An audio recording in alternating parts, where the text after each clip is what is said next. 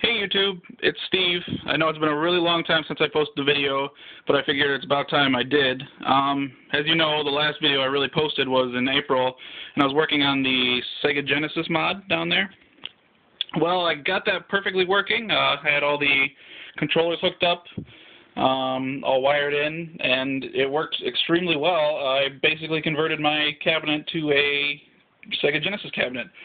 Unfortunately, right now the arcade machine has its back against the wall, and I had to plug the Neo Geo side of it back in, so I can't show that off right now, but I will sooner or later, probably coming up very soon.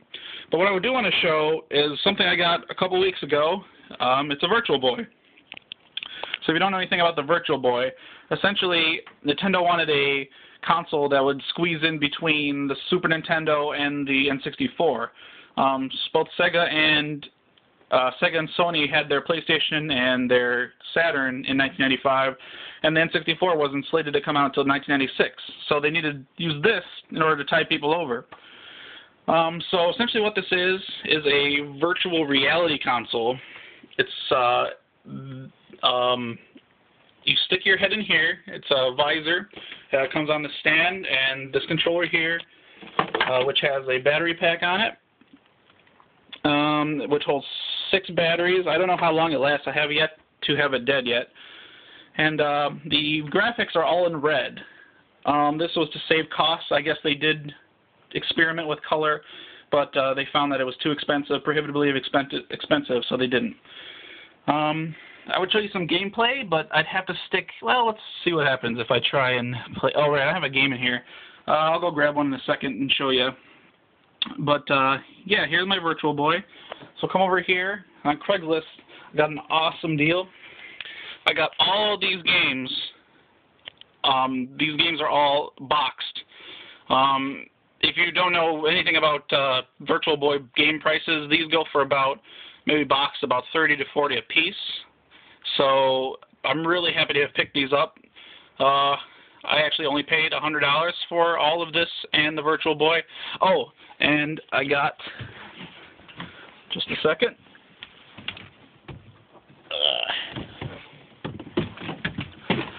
I got this as well. This is the Virtual Boy case. They only, in the mid-90s, Blockbuster Video had a, I guess something where you could rent a Virtual Boy system for about a week and a game, and it would come in this case. So inside the case, we have a spot for the Virtual Boy, a spot for the controller, a spot for the stand, a spot for the AC adapter, which I put into here. And up here we have the instructions on how to get the Virtual Boy going. This also came with that awesome deal, so I got all this stuff for $100, so I was extremely happy with that. So I also have 2 more games here. This is Baseball and V-Tetris, but I want to show you Wario Land. See what happens when I try and put the video through the piece. I'll take this off here. Okay. So this plugs into the back of the system. Just a second.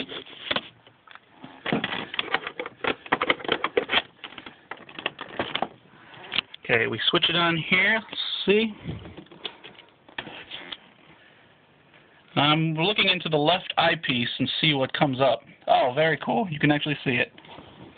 Okay, back there is the left eyepiece. Essentially, you can see this is the warning label that all games have. The one I put in is Wario Land, and it's supposed to have 3D graphics. Since there's 2 displays, one for each eye, it can create the illusion of 3D effects. It actually works pretty well. The only downside is that it's in it's in red. So all games also have this automatic pause function, where the Virtual Boy was known to cause headaches, so they needed to build this in so they wouldn't get sued, probably. And it encourages you to take a break every 15 minutes to half an hour or so.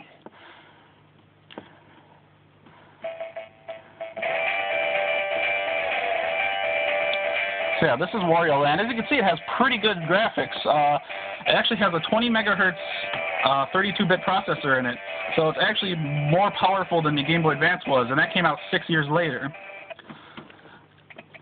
So here's the demo of it. Everything's black or red.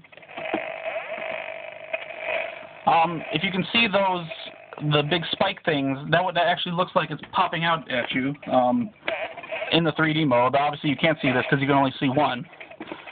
But I beat this entire game, and this is definitely a great game. If you ever get a Virtual Boy, be sure to pick up Wario Land because it's just awesome. The rest of the games, Mario Tennis is tennis, and let's see, I played the pinball one. That's pinball.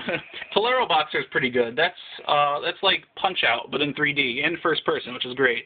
And I've heard this one, Red Alarm, is pretty good. It's like Star Fox with no shaded polygons, so everything's a line or a vector. But anyway, yeah, that's my Virtual Boy for now. Pretty soon I hope to show you my modded Genesis, but for now, here's something to tie you over. Thanks, guys.